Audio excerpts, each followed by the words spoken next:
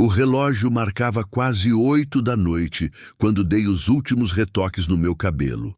Minhas mãos tremiam levemente enquanto ajustava os cachos, traindo o nervosismo que tentava esconder. Encontros às cegas sempre me deixavam ansiosa, mas este parecia diferente. Tem certeza que quer mesmo sair com um cara que você só conhece por fotos de perfil? Perguntou Júlia, minha colega de quarto, sem tirar os olhos do celular onde assistia vídeos de gatos. Conversamos por semanas, Júlia. Ele parece legal, respondi, aplicando um último toque de batom. Ela apenas deu de ombros. O carro de aplicativo já me esperava lá fora e em 20 minutos eu estaria no café onde marcamos nosso primeiro encontro. Matheus e eu tínhamos nos conhecido há algumas semanas em um aplicativo de relacionamento e após muitas conversas, finalmente decidimos nos encontrar pessoalmente. Quando cheguei ao café, avistei-o imediatamente. Vestido todo de preto, Matheus estava sentado na única mesa vazia do lugar. Ao redor, vários casais conversavam animadamente, criando uma atmosfera romântica que me deixou ainda mais nervosa. Desculpe o atraso, disse ao me aproximar. Ele sorriu, olhando para o relógio de pulso. Só esperei 30 dias, 20 horas e 5 minutos, brincou. Rimos juntos e a tensão inicial se dissipou. A conversa fluiu naturalmente enquanto compartilhávamos alguns pratos. Matheus era engraçado, atencioso e parecia genuinamente interessado no que eu dizia. Comecei a considerar a possibilidade de continuar a noite na casa dele quando, por volta das 9h30, ele se levantou para ir ao banheiro. Enquanto o observava se afastar, notei algo caindo do bolso dele. Era um lenço dobrado. Instintivamente, me abaixei para pegá-lo, mas ao tocá-lo, senti algo estranho. O lenço tinha um peso incomum, como se envolvesse algum objeto. A curiosidade falou mais alto, e olhando ao redor para me certificar que ninguém observava, desdobrei o tecido. Meu estômago gelou instantaneamente. Dentro do lenço havia um bisturi cirúrgico, sua lâmina manchada com o que parecia ser sangue seco. Por um momento, fiquei paralisada, incapaz de processar o que estava vendo. As palavras de Júlia ecoaram na minha mente como um alarme. Preciso sair daqui, pensei, dobrando rapidamente o lenço. Após um momento de hesitação, guardei o lenço na minha bolsa. Não era a decisão mais lógica, mas naquele instante de pânico, pensei que poderia ser uma evidência importante, caso algo acontecesse. Forcei-me a respirar fundo e a compor minha expressão quando vi Matheus retornando. Tudo bem? Ele perguntou, notando minha mudança de comportamento. Sim, menti, tentando sorrir, só verificando algumas mensagens. Seus olhos, que antes me pareciam gentis, agora tinham um brilho inquietante que não havia notado antes. Ou talvez fosse apenas minha imaginação alimentada pelo medo. Que tal irmos para minha casa depois daqui? Sugeriu ele, inclinando-se sobre a mesa. Meu cérebro trabalhou rapidamente para encontrar uma desculpa. Acabei de receber uma mensagem da Júlia. Ela não está se sentindo bem e preciso voltar para casa, disse, tentando soar natural. Podemos marcar outro dia. A mudança em seu semblante foi imediata e assustadora. Seu sorriso desapareceu, dando lugar a uma expressão que não consegui decifrar. Lentamente, ele pegou o garfo do meu prato e começou a batê-lo na mesa, entre seus dedos abertos, num ritmo cada vez mais rápido.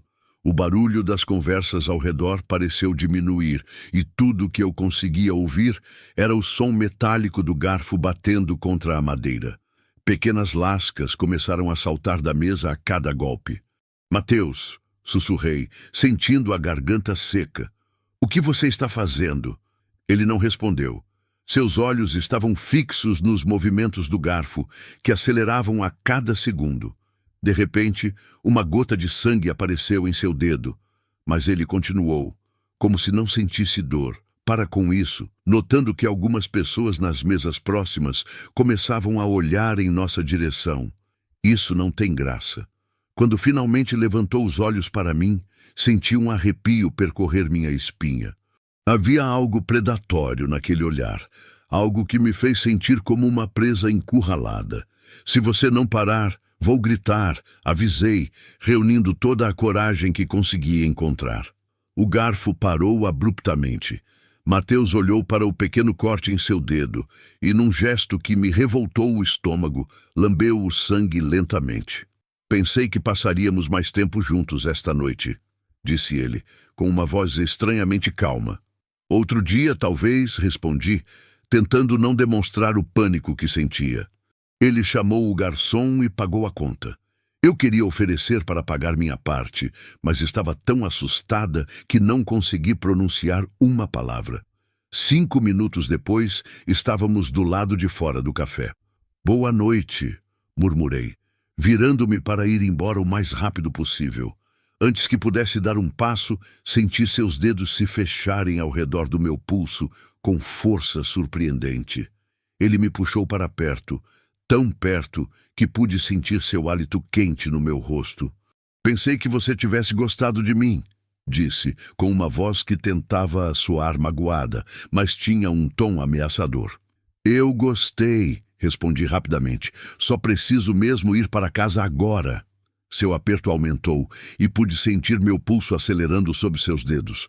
Por um momento, pensei que ele não me deixaria ir. Seus olhos percorriam meu rosto como se estivesse memorizando cada detalhe.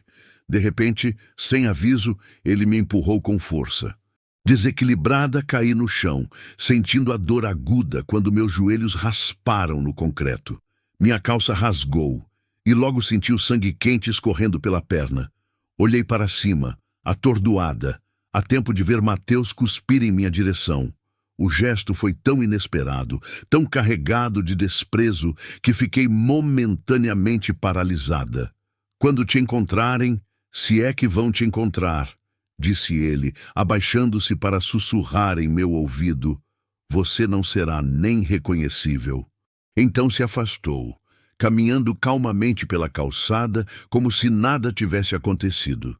Fiquei ali, tremendo, incapaz de me mover, enquanto observava sua silhueta desaparecer na noite. Um funcionário do café, que tinha saído para jogar o lixo, me viu caída e correu para ajudar.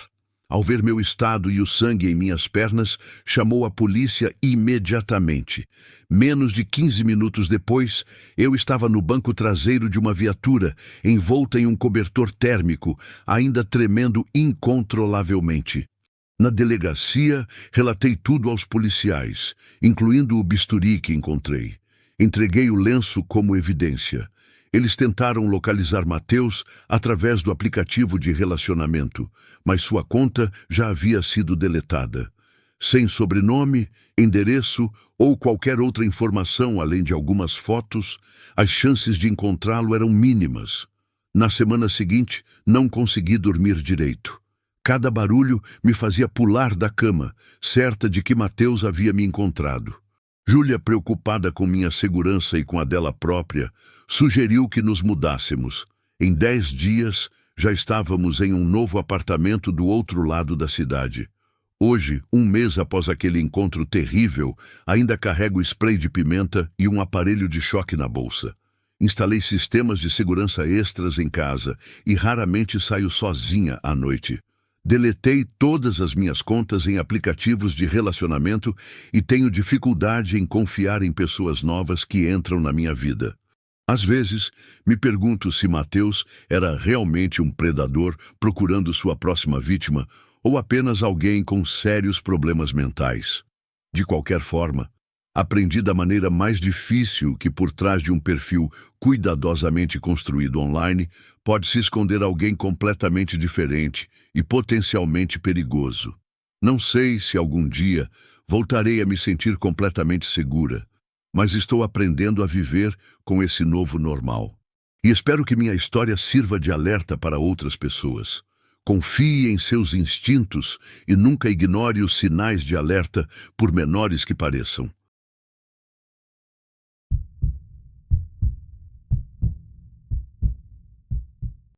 A vida pode ser realmente imprevisível às vezes. Recebi uma mensagem do meu ex-namorado Gabriel, perguntando se eu poderia ir até a casa dele para conversarmos. No início, tentei ignorar o desconforto que isso me causou. Gabriel e eu havíamos terminado nosso relacionamento há 3 anos, em termos relativamente amigáveis, então eu não sabia o que ele poderia querer. Talvez apenas quisesse colocar a conversa em dia, ou talvez as coisas não estivessem indo bem com sua ex-esposa, com quem ele havia reatado após nosso término.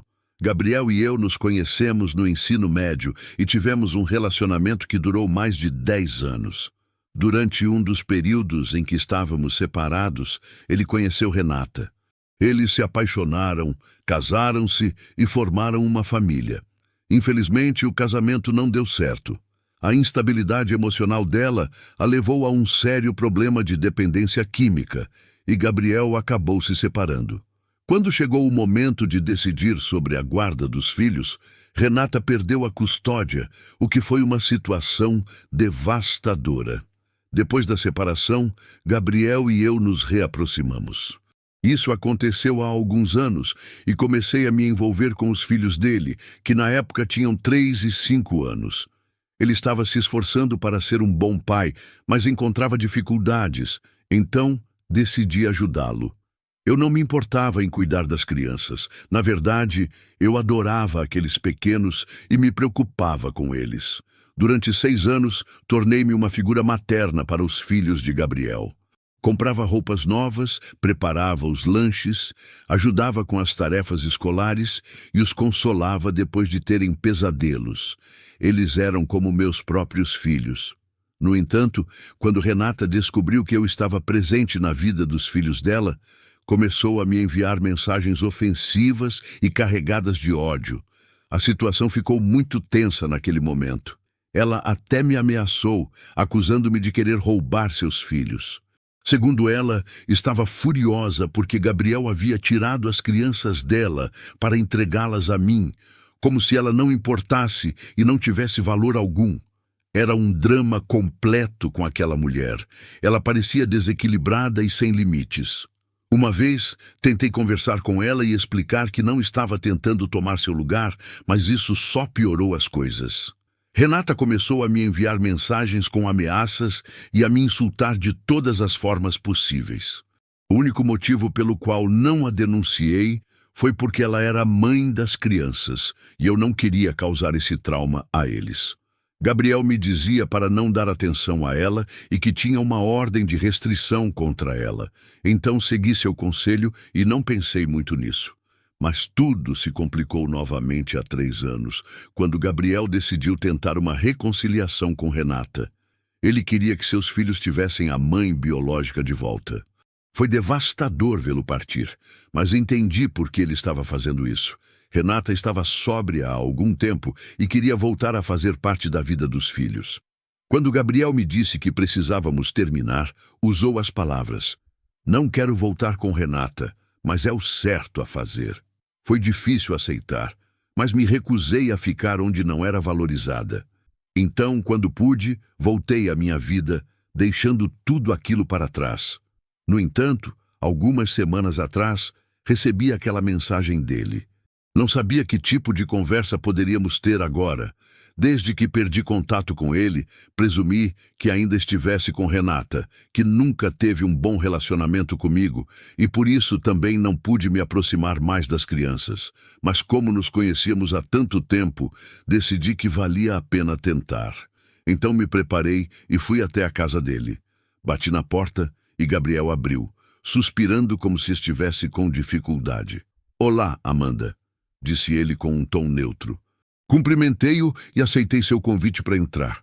Ele me levou até a cozinha e ofereceu uma cadeira. "Você tem um cigarro?" perguntou. Verifiquei meu maço e, para minha frustração, só restavam 2. "Se importa se eu for até a loja da esquina comprar mais?" "Faça o que precisar", respondeu ele naturalmente. Saí rapidamente em direção à loja e comprei alguns maços. Quando voltei, bati levemente na porta, mas desta vez a abri eu mesma. Ao entrar na cozinha, fiquei paralisada. Renata estava sentada à mesa com Gabriel. Ela me lançou um olhar afiado, como um predador observando sua presa. Olha só quem decidiu aparecer, a mulher que tentou me substituir, começou ela com uma voz carregada de veneno. Por favor, não vamos começar com isso, pedi, tentando evitar o conflito, mas sentindo um arrepio percorrer meu corpo. Gabriel tentou intervir. Você pode, por favor, sentar e conversar conosco? De jeito nenhum. Não vou ficar aqui com essa maluca, respondi, recuando em direção à porta. Estava prestes a escapar quando, de repente, Renata avançou sobre mim, agarrando meu cabelo e me puxando para trás. Ela me atacou com uma ferocidade quase animalesca que não me deu chance de me defender.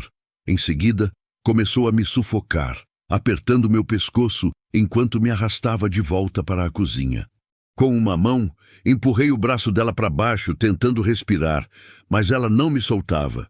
Então, num impulso desesperado, acertei um soco em seu rosto, e só assim ela me largou. Ela recuou por um momento, mas logo me surpreendeu novamente.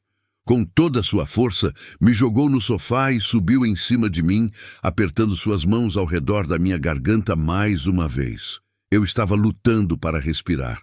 Cada segundo parecia uma eternidade, e apesar de tentar empurrar o rosto dela para o lado, ela era muito mais forte. Quanto mais eu resistia, mais forte ficava seu aperto, e não conseguia pensar em nada além de como estava lutando pela minha vida, enquanto Gabriel permanecia sentado, observando como se estivesse assistindo a um filme, em vez de agir. Naquele momento, realmente acreditei que iria morrer nas mãos de uma mulher que estava furiosa comigo por ter feito pelos filhos dela o que ela não quis fazer. Mas justo quando comecei a ver tudo escurecer, ouvi Gabriel dizer com firmeza: "Solte-a, Renata." Para minha surpresa, ela obedeceu. O ar voltou aos meus pulmões como se eu tivesse sido libertada de um túnel escuro. Ela saiu de cima de mim e cuspiu em minha direção, enquanto eu estava deitada no sofá, ofegante, tentando recuperar o fôlego. Renata, então, enfiou a mão no meu bolso e pegou meu celular. "Vou devolver depois que terminarmos de conversar. Não quero que você me grave nem nada", disse com desprezo. Em seguida, ambos se sentaram novamente na cozinha, como se nada tivesse acontecido, e esperaram por mim. Lentamente me levantei, segurando meu pescoço, que ainda doía pelo forte aperto. Minha voz soava estranha, quase um sussurro rouco. "O que diabos vocês querem?" perguntei, tentando me manter firme. Nesse momento, Renata começou um monólogo carregado de raiva, exigindo saber que direito eu tinha de criar os filhos dela durante aqueles 6 anos. Eu olhava para Gabriel, desejando que ele dissesse algo, mas ele permaneceu em silêncio, observando enquanto eu me desmoronava sob o peso das palavras venenosas da psicopata que ele tinha como esposa. Sentia um nó crescer no meu peito enquanto ela continuava despejando seu ódio sem parar. Eu só estava ajudando Gabriel, não queria tomar seu lugar, e além disso, por que isso agora? Já se passaram 3 malditos anos desde que saí da vida de vocês. Tentei me defender, mas cada vez que falava, ela me interrompia com mais insultos. Depois do que pareceu uma eternidade de 40 minutos, ouvindo ela gritar comigo sobre tudo o que estava errado em seu mundo, finalmente perguntei se podia ir embora. Sentia-me como uma refém, enquanto o covarde do Gabriel apenas ficava sentado ali, ouvindo a louca da esposa dele me dizer qualquer coisa sem fazer nada. Eu o odiei naquele momento. Ambos assentiram com a cabeça após minha pergunta, e então Renata, com uma expressão de desprezo, me devolveu meu celular. Antes de sair, virei-me uma última vez para Gabriel e disse: "Não volte a me contatar em sua vida, ou juro que você vai se arrepender, seu covarde." Olhei para Renata para mostrar que não esqueceria seu ataque e fui embora, sentindo-me dolorida, mas grata por ter conseguido escapar daquela loucura. Os dias seguintes foram difíceis. Eu tinha hematomas escuros ao redor do pescoço, que tive que cobrir com maquiagem no trabalho para evitar perguntas constrangedoras. A verdade é que eu esperava que Renata agisse assim. Ela sempre foi conflituosa e agressiva. Mas o que realmente me machucou foi Gabriel ficar sentado, apenas observando, como se fosse um espectador. Era um homem que eu conhecia desde a adolescência e com quem havia compartilhado tantas coisas. Houve um tempo em que acreditei que ele realmente me amava. Confiei nele no dia em que decidi ir à sua casa, esperando um reencontro. E agora só me resta a lição de que às vezes as pessoas não são o que parecem e nunca se sabe com quem realmente está se envolvendo, mesmo quando se pensa conhecer sua história. No início, pensei em chamar a polícia e denunciar o ataque, mas a verdade é que não queria mais saber daquele casal infeliz. Só queria seguir com minha vida e esquecê-los. No entanto, como o karma não perdoa, alguns meses depois, soube que Gabriel havia passado um tempo no hospital depois que Renata, em um de seus habituais ataques de fúria, o golpeou repetidamente na cabeça com um rolo de massa, enquanto ela foi detida. A primeira coisa que veio à minha mente foi o que havia acontecido com as crianças, mas me disseram que estavam com a avó. Não me alegro com o que aconteceu, mas no final, cada um tem o que merece.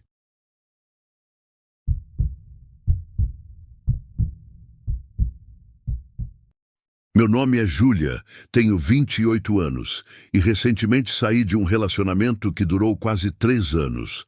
Depois dessa experiência difícil, prometi a mim mesma que ficaria um tempo sozinha para me recuperar. O destino, porém, tinha outros planos. Conheci Luana em uma noite comum enquanto tomava um café em uma livraria do centro.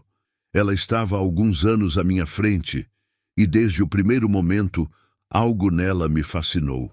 Nossa conexão foi imediata e natural. Logo no segundo encontro, percebi que estava desenvolvendo sentimentos genuínos por ela. Sempre me relacionei com mulheres desde que assumi minha sexualidade na adolescência. Luana, no entanto, tinha uma história diferente. Segundo ela, havia sido casada com um homem chamado Pedro por 3 anos, até finalmente aceitar sua orientação sexual. Ela me disse que eu era seu primeiro relacionamento sério com uma mulher após o divórcio e por isso queria que fôssemos com calma. Depois de um mês juntas, nosso primeiro mêsversário se aproximava. Decidi preparar algo especial. Enviei flores para seu escritório e reservei uma mesa no restaurante italiano que ela tanto gostava. O jantar foi maravilhoso, com conversas profundas e risos sinceros. Tudo parecia perfeito até o momento em que saímos. De repente, a expressão de Luana transformou-se de alegria para terror. Ela agarrou meu braço com força e, sem explicação, me puxou em direção ao veículo estacionado. "O que foi?" perguntei confusa. Ela apontou discretamente para um homem parado próximo ao prédio, nos observando atentamente. "É Pedro, meu ex-marido", sussurrou com voz trêmula. "Ele tem me seguido há dias." Um calafrio percorreu minha espinha quando Luana tentou ligar o motor. Foi então que descobrimos algo alarmante. Todos os pneus estavam vazios. Saí para verificar e notei que haviam sido cortados intencionalmente. Quando olhei novamente para onde Pedro estava, ele havia desaparecido. Peguei meu celular para chamar a polícia, mas Luana o arrancou das minhas mãos. "Não temos tempo", insistiu ela. "Precisamos sair daqui agora." Antes que eu pudesse protestar, ela saiu correndo pela rua. Sem alternativa, a segui. Corremos por várias quadras, com Luana constantemente olhando para trás. Finalmente, ela virou em uma rua residencial e parou diante de uma casa de 2 andares. Para minha surpresa, em vez de pedir ajuda, ela tirou uma chave do bolso e abriu a porta. "Onde estamos?" perguntei ofegante ao entrarmos. "É uma das propriedades que minha imobiliária está vendendo", explicou, enquanto fechava a porta com urgência. "Achei que seria um bom lugar para nos escondermos por enquanto."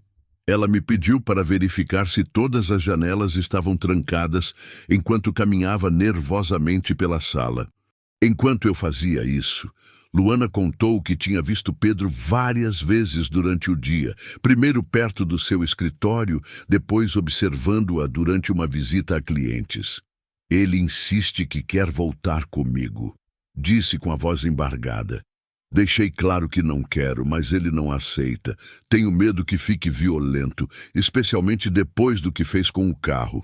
Terminei de verificar as fechaduras e voltei para abraçá-la.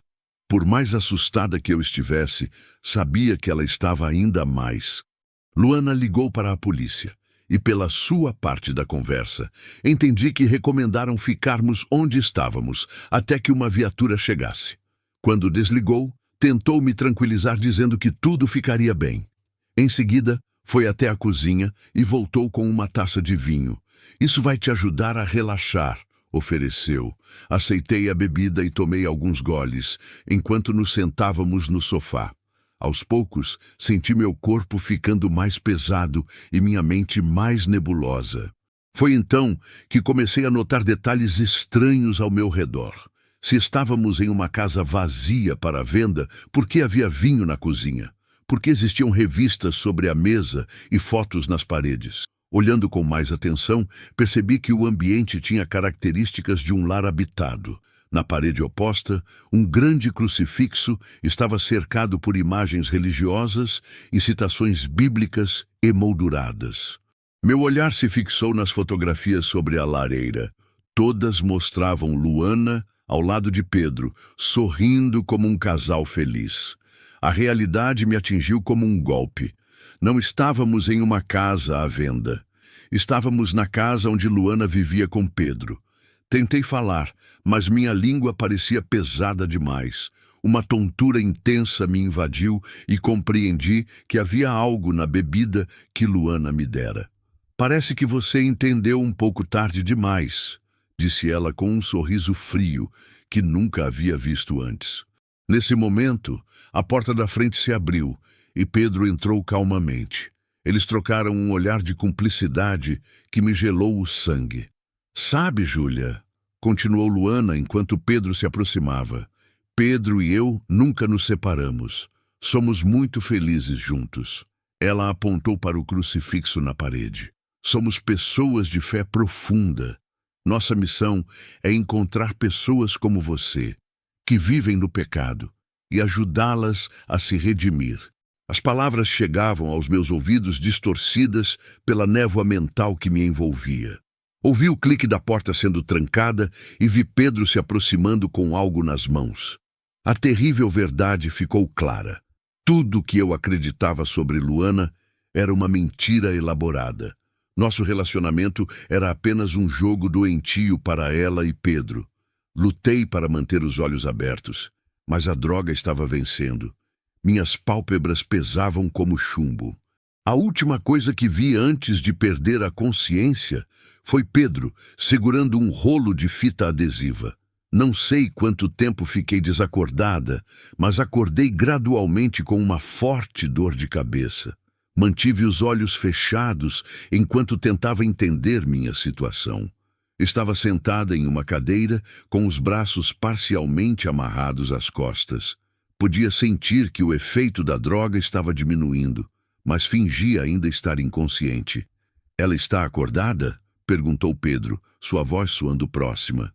Não, ainda está completamente apagada, respondeu Luana, aproximando-se para terminar de me amarrar. Percebi que eles haviam cometido um erro crucial. Começaram a me amarrar antes de eu estar completamente imobilizada. Era minha única chance. Reuni toda a força que consegui e, num movimento rápido, chutei Luana no estômago. Ela cambaleou para trás, perdendo o equilíbrio e caiu sobre a mesa de centro de vidro que se estilhaçou sob seu peso. Pedro reagiu imediatamente, lançando-se sobre mim. Apesar da tontura e das amarras parciais, consegui me levantar, e quando ele se aproximou, agarrei seu pescoço com as mãos que havia conseguido soltar. Ele era menor e mais fraco do que eu imaginava. Anos de exercícios regulares me deram força suficiente para mantê-lo imobilizado. Por favor, pare, ele implorou, mas mantive a pressão. Não queria matá-lo, apenas incapacitá-lo. Quando senti seu corpo amolecer e seus olhos revirarem, soltei-o. Pedro caiu no chão, desacordado, mas ainda respirando. Luana se levantou nesse momento com o rosto contorcido de raiva e um corte na testa que sangrava. Você não entende, gritou. Só estamos tentando salvar sua alma. Obrigada pela preocupação, respondi sarcasticamente, usando toda a minha força restante para golpeá-la novamente. Meu punho atingiu seu nariz e ela gritou de dor antes de cair novamente sobre os cacos de vidro. Aproveitei esses segundos preciosos para terminar de me soltar e corri para a porta dos fundos. Ouvi Luana se levantando enquanto eu escapava para o quintal vizinho. Com mãos trêmulas, peguei meu celular que havia escondido no bolso interno do casaco, um lugar que eles não haviam verificado, e liguei para a polícia. Permaneci escondida até ouvir as sirenes se aproximando.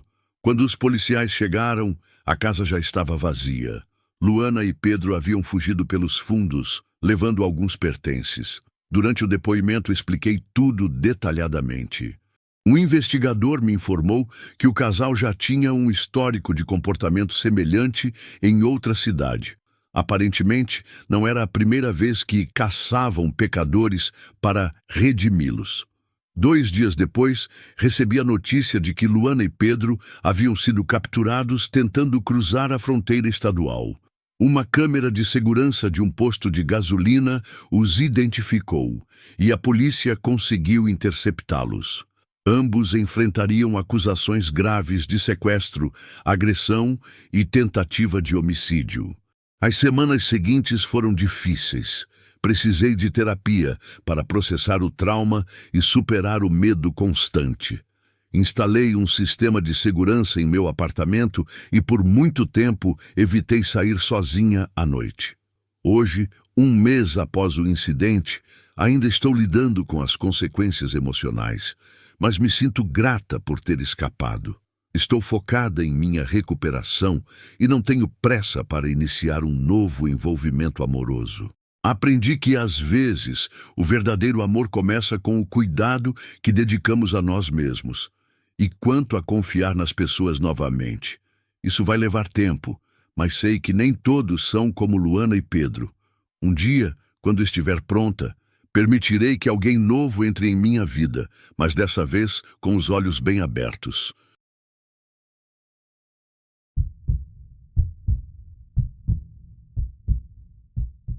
Morar sozinha em uma cidade grande pode ser muito solitário. As pessoas passam por você sem um olhar, cada uma em seu próprio mundo. Foi essa solidão que me levou a fazer algo que normalmente eu jamais faria: baixar um aplicativo de encontros. Em janeiro do ano passado, conheci Paulo através desse aplicativo. Seu perfil parecia autêntico e diferente dos outros. Tinha fotos simples e naturais, uma tomando café, outra passeando com seu cachorro no parque. Sua biografia dizia que gostava de livros, café de qualidade e conversas profundas. Nada de emojis excessivos ou elogios forçados que costumam aparecer nesses aplicativos. Decidimos conversar e, para minha surpresa, o diálogo fluiu naturalmente. Falamos sobre livros, filmes, música e vários outros assuntos. Era fácil falar com ele e logo nos sentimos confortáveis um com o outro. Depois de 2 semanas conversando diariamente, ele sugeriu que nos encontrássemos pessoalmente no dia 14 de fevereiro. Achei a data um pouco clichê para um primeiro encontro, especialmente com alguém que mal conhecia. Mas pensei também que seria uma boa mudança passar o Dia dos Namorados em companhia, em vez de sozinha, como sempre acontecia. Combinamos de jantar em um pequeno restaurante japonês, numa área mais tranquila da cidade, longe da agitação do centro. Foi ideia dele, e concordei prontamente, imaginando como os lugares mais populares estariam lotados naquela data. Paulo se ofereceu para me buscar em casa, o que na época me pareceu um gesto gentil. Se eu soubesse o que aconteceria naquela noite, jamais teria aberto a porta do meu apartamento. Ele chegou pontualmente às 8 horas, algo raro nas minhas experiências anteriores com encontros. Usava uma jaqueta preta bem ajustada e calça jeans escura. Estava arrumado, mas casual. Não era o tipo de homem que tiraria o fôlego à primeira vista, mas tinha um sorriso cativante e era atraente. Notei, porém, algo inquietante em seu olhar, como se estivesse me analisando de uma forma estranha. No caminho para o restaurante, conversamos sobre assuntos leves. O trânsito, o clima, as decorações de Dia dos Namorados pela cidade. Paulo mencionou que raramente usava aplicativos de encontros e que eu tinha sido seu primeiro match em meses. Algo em seu tom de voz soou estranho, mas ignorei. Afinal, quem não exagera um pouco para causar boa impressão no primeiro encontro? O restaurante era aconchegante e estava quase vazio, o que achei perfeito. Fizemos nossos pedidos e nos sentamos em um canto tranquilo. No início, tudo parecia normal. Paulo era divertido e atencioso, embora às vezes desviasse o olhar, como se algo mais captasse sua atenção. Falou sobre seu trabalho como designer gráfico, seus projetos pessoais, e comentou que havia crescido em uma cidadezinha isolada no norte do país. À medida que a noite avançava, comecei a notar comportamentos estranhos. Às vezes, ele respondia às minhas perguntas de forma desconectada, como se estivéssemos tendo conversas diferentes. Seu tom de voz mudava sutilmente e ocasionalmente falava como se estivesse se referindo a outra pessoa. Em determinado momento, chegou a falar de si mesmo na terceira pessoa. Paulo sempre foi um bom rapaz, disse com uma risada que parecia esconder algum significado particular. Um momento especialmente desconcertante aconteceu quando a garçonete trouxe nossos pratos. Ela pareceu genuinamente surpresa ao ver Paulo, e então me lançou um olhar preocupado que não consegui interpretar. Antes que pudesse dizer algo, ela apenas murmurou, "Bom apetite", e se afastou rapidamente. Após o jantar, quando Paulo se ofereceu para me levar para casa, senti um desconforto crescente. Mesmo assim, aceitei a carona. Ele havia sido educado durante toda a noite e eu não tinha motivos concretos para recusar. Saindo do restaurante, percebi que ele não estava seguindo o caminho para meu apartamento. Virou em uma rua que eu não reconhecia, o que imediatamente me deixou alerta. "Este é o caminho mais rápido?" perguntei, tentando manter a voz calma. "Sim, é um atalho." "Não se preocupe", respondeu, mas suas palavras não me tranquilizaram. A rua estava praticamente deserta e mal iluminada. Olhei pela janela tentando me localizar, mas nada me era familiar. "Onde estamos?" perguntei, sem conseguir esconder minha ansiedade. "Só um momento, quero te mostrar algo", disse ele. Meu coração acelerou quando percebi que estávamos entrando em uma rua sem saída, cercada por árvores densas e escuridão. "Paulo, quero ir para casa agora", falei com firmeza. Ele se virou para mim e sua expressão havia mudado completamente. Havia algo entre diversão e crueldade em seu olhar que me gelou por dentro. "Está com medo? Relaxe, não vamos te machucar." Fiquei paralisada por um segundo. "Nós? O que você quer dizer com nós?" "Paulo, por favor, me deixe sair", implorei. Deveria parar de falar e começar a aproveitar o passeio. Vai valer a pena. O tom ameaçador em sua voz me fez tentar abrir a porta desesperadamente, mas estava travada. "Só queremos conversar. Por que está fazendo tanto escândalo?" Ele continuava usando o plural, e sua voz ficava mais assustadora a cada palavra. Foi então que notei algo pelo canto do olho que fez meu sangue gelar. Um par de luvas de látex e uma corda no banco traseiro. "O que é isso? Deixe-me sair!" gritei, batendo na porta com toda a minha força. Paulo se inclinou em minha direção e agarrou meu pulso com uma força surpreendente. "Não torne isso mais difícil do que precisa ser." Comecei a lutar, chutando e gritando, mas o carro estava completamente fechado. De repente, sua expressão mudou drasticamente, suavizando-se. "Sinto muito", murmurou, soltando meu pulso abruptamente. "Não sei o que está acontecendo comigo. Às vezes sinto que não sou eu, é ele. Você o conheceu? Sinto muito, não queria que ele aparecesse, mas às vezes é tão difícil controlar." Percebi naquele momento que estava lidando com alguém mentalmente instável. Vi ali uma oportunidade de acalmá-lo e conseguir escapar. Antes que pudesse dizer qualquer coisa, porém, seu olhar endureceu novamente. Isso não vai acontecer, querida. Paulo não está mais aqui. Agora somos só você e eu. Meu instinto de sobrevivência assumiu o controle. Sem hesitar, lancei-me contra ele, acertando um soco em seu nariz e arranhando seus olhos com minhas unhas. A surpresa do ataque me deu alguns segundos preciosos para alcançar a trava da porta e desbloqueá-la. Saltei do carro e corri para a escuridão, sentindo que meus pés mal tocavam o chão. Ouvi a porta do motorista abrir e os passos de Paulo me perseguindo. "Volte aqui!" gritou ele. Nem olhei para trás. Corri com toda a força que tinha, mesmo quando minhas pernas começaram a arder de exaustão. Seus passos se aproximavam cada vez mais e precisei encontrar um lugar para me esconder. Avistei um grupo de arbustos densos à frente e me escondi ali, rezando para não ser encontrada. De meu esconderijo, ouvia seus passos circulando a área enquanto ele chamava meu nome. "Acha que pode fugir de mim? Acha que pode se esconder? Estou sempre um passo à sua frente, querida." Nesse instante, Paulo saltou sobre os arbustos e me agarrou pelos cabelos, arrastando-me para fora. Seu ataque foi tão rápido que quase não tive tempo de reagir. Tentei acertá-lo com uma pedra que havia encontrado, mas ele segurou meu braço facilmente. "Fim da linha, querida", disse com um sorriso perturbador. Ele me jogou ao chão violentamente e se posicionou sobre mim, prendendo meus pulsos com suas mãos. O que viria a seguir era evidente, e eu sabia que não tinha mais como escapar. Fechei os olhos, esperando o pior.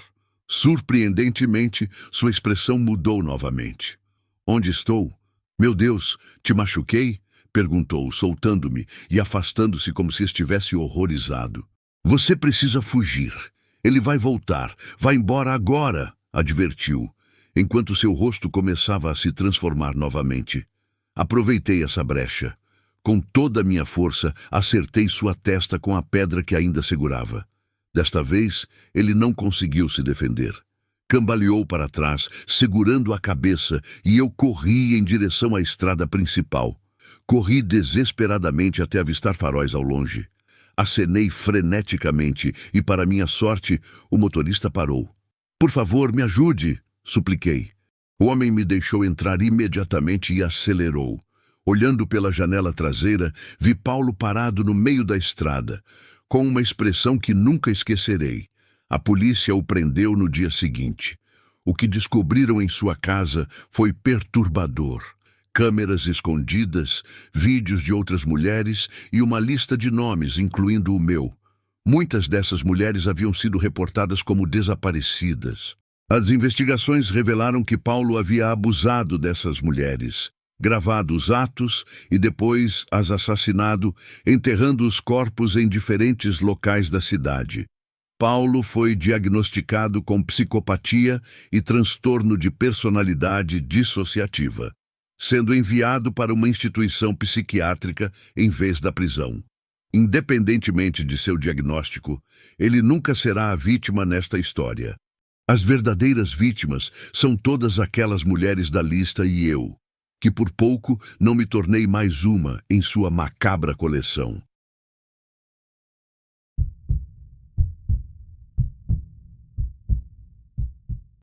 Tudo começou numa manhã comum de fevereiro. Eu estava atrasada para o trabalho e saí apressada do meu apartamento. Quando ia fechar a porta, quase tropecei em algo no chão. Um lindo buquê de rosas vermelhas repousava sobre o tapete da entrada. Olhei ao redor confusa, mas o corredor estava vazio. Me abaixei para pegar as flores, procurando algum bilhete ou indicação de quem as teria deixado ali. Não encontrei nada. As rosas eram de um vermelho intenso e exalavam um perfume doce e agradável. Como já estava atrasada, decidi levá-las para dentro, colocá-las em água e seguir para o trabalho. Afinal, era um gesto bonito, e fiquei curiosa para descobrir quem seria meu admirador secreto. Alguns dias depois, ao anoitecer, ouvi um som estranho vindo da porta do meu apartamento. Parecia um leve arranhão. Olhei pelo olho mágico e consegui ver apenas uma sombra se movendo rapidamente pelo corredor. Abri a porta e, embora não houvesse ninguém à vista, encontrei outro buquê de rosas no chão. Com o dia dos namorados se aproximando, imaginei que alguém estava tentando ser romântico, mas a ausência de identificação começava a me deixar inquieta. Ao pegar as flores, espetei o dedo em um espinho. Ótimo! Murmurei, observando uma gota de sangue surgir. Pelo menos não ficou preso. Voltei para dentro e fechei a porta com cuidado.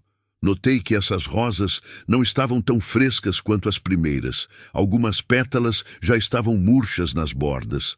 Coloquei-as no mesmo vaso das anteriores, mas a falta de um bilhete começava a me irritar. Quem estaria por trás desses presentes misteriosos? Uma semana antes do Dia dos Namorados, recebi o terceiro buquê. Estava no escritório quando Mariana, uma colega, se aproximou sorridente com as flores nas mãos. "Camila, olha o que chegou para você", disse ela, animada. Peguei o buquê rapidamente e procurei alguma identificação. Havia apenas uma pequena etiqueta com meu nome, sem remetente. "Você viu quem as deixou?", perguntei ansiosa. "Não, só apareceram na recepção", respondeu Mariana, dando de ombros. "Mas alguém as viu?" "Acho que não." "Por quê?" "Por nada", suspirei frustrada. "É o terceiro buquê que recebo em poucos dias e não faço ideia de quem está mandando." "Isso é tão romântico", comentou Mariana entusiasmada. "Talvez, ou pode ser um perseguidor", murmurei, examinando as flores. Tinha que ser alguém que me conhecesse, mas não conseguia imaginar quem. Olhei ao redor do escritório, mas todos os colegas próximos já estavam em relacionamentos estáveis. Enquanto analisava as rosas, percebi que tinham um odor estranho, como se estivessem guardadas em um lugar escuro por muito tempo. Alguns pétalos estavam amarelados e murchos. Sem hesitar, joguei-as no lixo. Não queria mais receber flores misteriosas, especialmente se estivessem em mau estado. Dias depois, fui acordada no meio da noite por batidas fortes na porta. Confusa e assustada, olhei para o relógio. Pouco depois da meia-noite. Meu coração acelerou enquanto tentava entender o que estava acontecendo. Poderia ser algum vizinho com uma emergência? Saí da cama e acendi o abajur. Ao olhar pelo olho mágico, vi apenas o corredor vazio, mas uma sensação de inquietação persistia. Algo me dizia que, ao abrir a porta, encontraria outro presente me esperando. Hesitei com a mão na maçaneta. Parte de mim queria esperar até o amanhecer para verificar, mas a curiosidade foi mais forte. Abri a porta lentamente e, como suspeitava, encontrei mais um buquê de rosas. Desta vez, porém, as flores estavam em péssimo estado. Murchas, com pétalas marrons se desprendendo e um cheiro desagradável de terra velha e decomposição. Aquilo me deu calafrios. Por que alguém deixaria rosas podres na minha porta? Seria uma mensagem? Um aviso? Joguei as flores no lixo imediatamente e voltei para a cama, mas o sono demorou a chegar. Comecei a considerar a instalação de uma câmera para descobrir quem estava por trás daquilo tudo. Finalmente chegou o Dia dos Namorados. Não havia recebido mais rosas desde aquela noite, o que me fez pensar que talvez a situação estranha tivesse terminado. Estava enganada. Ao chegar em casa após um longo dia de trabalho, percebi que a porta do meu apartamento estava entreaberta. Um arrepio percorreu minha espinha. Alguém havia entrado na minha casa. Não havia chance de eu ter saído deixando a porta destrancada, mesmo com pressa. Uma voz interior me dizia para chamar a polícia imediatamente, mas temi estar exagerando. E se fosse apenas o vento ou um esquecimento meu? Empurrei a porta devagar e entrei. O apartamento estava silencioso e escuro. Acendi a luz e a primeira coisa que notei foi que as rosas que mantinha no aparador haviam desaparecido. Em seu lugar, sobre a mesa da cozinha, estava um único buquê em estado deplorável. Pétalas marrons e quebradiças, caules retorcidos e espinhos negros projetando-se ameaçadoramente. Um cheiro forte de putrefação invadiu minhas narinas. Ao lado das flores havia um bilhete escrito com tinta preta. Mal comecei a ler quando ouvi a porta se fechar violentamente atrás de mim. Antes que pudesse reagir, algo duro atingiu a parte de trás do meu pescoço e caí de joelhos. As últimas coisas que registrei foram as rosas podres e as palavras do bilhete ecoando em minha mente. Isso é o que você fez com meu coração, e é o que farei com o seu. Acordei em uma cama de hospital, com um colar cervical e a cabeça enfaixada. Estava confusa, tonta e com dores por todo o corpo. Descobri depois que meu agressor era Túlio, meu vizinho do andar de baixo. Túlio havia demonstrado interesse em mim meses antes, mas deixei claro que não correspondia aos seus sentimentos. Ele pareceu aceitar bem e se afastou. Pouco depois, comecei a namorar Muriel, mas o relacionamento terminou quando ele se mudou para o Canadá a trabalho. O que eu não sabia era que Túlio nunca superou a rejeição. As rosas vermelhas que ele me deu algumas vezes no passado foram apenas o começo de uma obsessão que cresceu silenciosamente. Por sorte, a vizinha do apartamento da frente viu quando Túlio forçou minha porta e entrou. Quando me viu chegar e notou que alguém fechou a porta atrás de mim, ficou alarmada. Ao ouvir o som do golpe e da minha queda, ela começou a gritar, alertando outros vizinhos.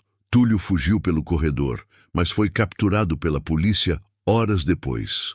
Minha vizinha chamou socorro imediatamente, o que provavelmente salvou minha vida. Túlio agora está preso, enfrentando acusações graves. O que aprendi com essa experiência terrível é que devemos sempre estar atentos ao nosso entorno. Nunca se sabe quem pode estar observando com más intenções. E se algum dia você receber flores sem identificação do remetente, não ignore os sinais de alerta. Sua segurança deve sempre vir em primeiro lugar.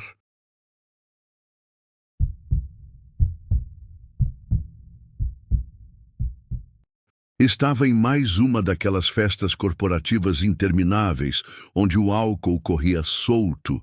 Já havia perdido a conta de quantas taças de vinho tinha bebido enquanto observava meus colegas se divertindo na pista de dança. Era a terceira comemoração em 6 meses e, sinceramente, esses momentos eram os únicos em que conseguia esquecer o estresse de trabalhar para minha exigente chefe. Entre risadas e música alta, notei algo curioso no canto do salão.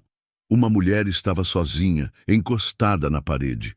Era impressionantemente bonita, alta e elegante, talvez alguns anos mais velha que eu. Havia algo magnético em sua presença, mas também algo sutilmente perturbador. Percebi um padrão estranho. Sempre que ela tentava se aproximar de algum grupo, as pessoas pareciam encontrar desculpas para se afastar, como se sentissem uma ameaça invisível. Intrigado e sentindo uma pontada de compaixão, decidi me aproximar quando a vi sair para o terraço. Peguei 2 taças de vinho e a segui. Parece que as festas não são muito sua praia, comentei, oferecendo uma das taças. Ela se virou lentamente e um sorriso delicado surgiu em seu rosto. Você também não parece estar no seu elemento, respondeu aceitando a bebida. Seu nome era Diana. Nossa conversa fluiu com surpreendente facilidade.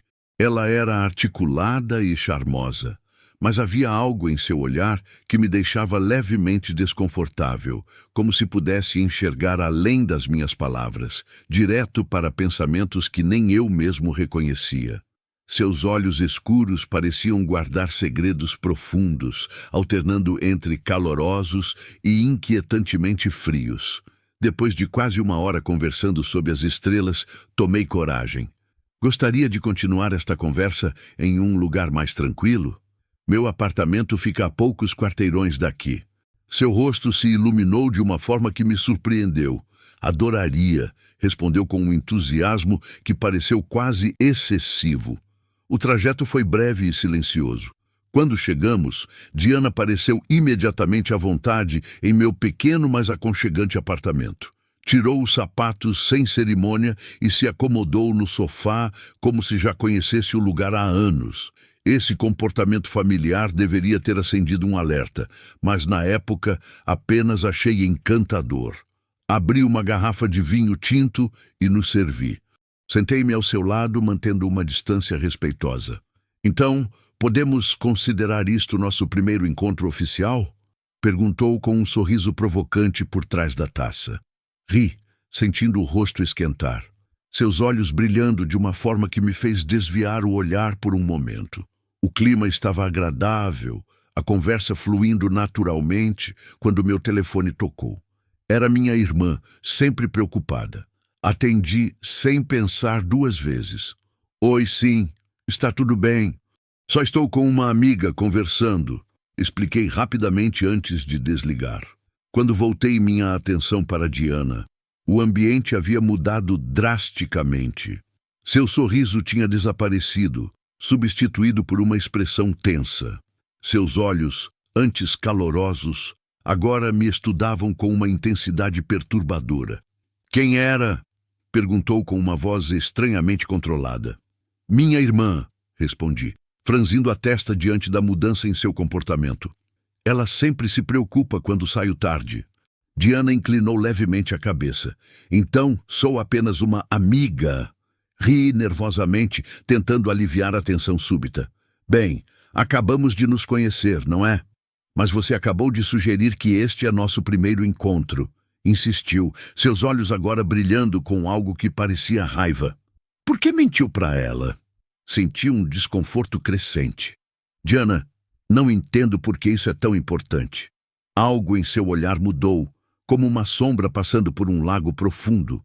Meu ex-namorado também mentia assim, disse com uma calma assustadora, antes de eu queimar o rosto dele por ser um mentiroso patológico. Fiquei paralisado, tentando processar o que acabara de ouvir. Como assim? Perguntei, esperando desesperadamente ter entendido mal. Um riso agudo e descontrolado escapou de seus lábios. Passei um ano inteiro em uma instituição psiquiátrica depois disso. Saí há apenas um mês, porque convenci os médicos de que estava completamente recuperada. O frio que se espalhou pelo meu estômago era como gelo líquido. Tentei manter a voz firme. Acho que é melhor você ir embora agora. Seu sorriso se alargou de forma antinatural. Por quê? Está com medo de mim? Não, respondi automaticamente e percebi imediatamente meu erro. Diana se levantou com uma lentidão calculada. Seu sorriso agora não tinha nada de amigável. Você deveria estar. Levantei-me rapidamente, tentando chegar à porta, mas ela se moveu com uma velocidade surpreendente. Senti o impacto quando ela me empurrou contra a parede com uma força alimentada pela adrenalina e fúria. O vinho que havia bebido diminuiu meus reflexos e antes que pudesse me recuperar completamente, já estava correndo para a cozinha em busca de algo para me defender. Diana me seguiu rindo de uma forma que gelava meu sangue. Por que está tornando isso tão difícil? Perguntou, seus olhos agora completamente tomados por uma loucura evidente. Consegui agarrar uma faca da bancada. Fique longe, Diana, estou avisando, gritei, minha mão tremendo visivelmente. Ela parou por um momento, observando a faca, antes de soltar uma risada ainda mais perturbadora. Isso é hilário, disse com uma voz quase infantil. Ele também tentou se defender assim. Antes que pudesse processar suas palavras, ela avançou contra mim. Mesmo com o álcool diminuindo meus reflexos, o instinto de sobrevivência tomou conta. Lutamos pela faca, suas unhas cravando em meu pulso com tanta força que senti a pele romper. A dor aguda me fez afrouxar o aperto e a faca caiu no chão com um ruído metálico. Diana me empurrou contra a bancada da cozinha, seu rosto a centímetros do meu.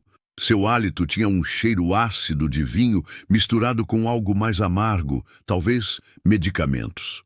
Não é mais tão divertido agora, não é? Sussurrou. Em um movimento desesperado, empurrei seu peito com toda a força que consegui reunir. Ela cambaleou para trás, mas se recuperou rapidamente. Quando vi que estava se abaixando para pegar a faca, soube que estava em perigo mortal. Ela avançou novamente, a lâmina agora em sua mão. Instintivamente me lancei para frente, agarrando seu pulso. Lutamos furiosamente, a ponta da faca oscilando perigosamente perto do meu rosto. Podia ver o metal brilhando a centímetros do meu olho. Você está completamente louca, gritei, sentindo o pânico tomar conta. Num momento de clareza desesperada, usei a única vantagem que tinha, minha altura. Inclinei-me para a frente e bati minha testa contra o nariz dela com toda a força que consegui reunir. Ouvi um estalo nauseante, seguido por um grito de dor. Diana recuou, momentaneamente atordoada, sangue escorrendo de seu nariz. Sem pensar duas vezes, agarrei a garrafa de vinho pela base e a golpeei na lateral da cabeça. O vidro se estilhaçou e Diana desabou no chão, imóvel. Por vários segundos, fiquei paralisado, o coração martelando no peito, incapaz de processar o que havia acontecido. Quando finalmente recuperei o controle, verifiquei rapidamente que ela ainda respirava. Sangue se espalhava pelo piso da cozinha, misturando-se ao vinho derramado. Peguei meu telefone e corri para fora do apartamento, trancando a porta por fora. Liguei para a polícia enquanto me dirigia à casa de um amigo que morava no mesmo bairro. Quando retornei com os policiais 2 horas depois, meu apartamento estava vazio. Havia sangue no chão da cozinha e sinais de que Diana havia saído às pressas, mas ela tinha desaparecido. A janela da cozinha estava aberta. Ela provavelmente tinha escapado por ali quando recuperou a consciência. Os policiais me informaram que Diana era conhecida das autoridades. Havia sido internada após atacar seu ex-namorado com ácido, mas conseguiu convencer os médicos de que estava recuperada e recebeu alta condicional. Aparentemente, eu não era a primeira pessoa que ela abordava desde sua saída. Uma busca foi iniciada imediatamente. Câmeras de segurança da vizinhança mostraram Diana deixando o prédio mancando, com a cabeça sangrando, cerca de 20 minutos depois que saí. 3 dias depois, ela foi encontrada em um hotel barato nos arredores da cidade e detida. Mesmo sabendo que ela está sob custódia, ainda acordo no meio da noite, achando que ouço passos no corredor. Instalei trancas extras em todas as portas e janelas. Mudei-me para um novo apartamento em um prédio com segurança 24 horas. Não frequento mais festas corporativas e penso 2 vezes antes de conversar com estranhos. Quando saio, sempre aviso alguém sobre minha localização e horário previsto de retorno. Alguns podem achar que estou sendo paranoico, mas quem passou pelo que passei entende. Às vezes o perigo vem disfarçado de um sorriso encantador, e a linha entre um encontro casual e uma noite de terror pode ser assustadoramente tênue.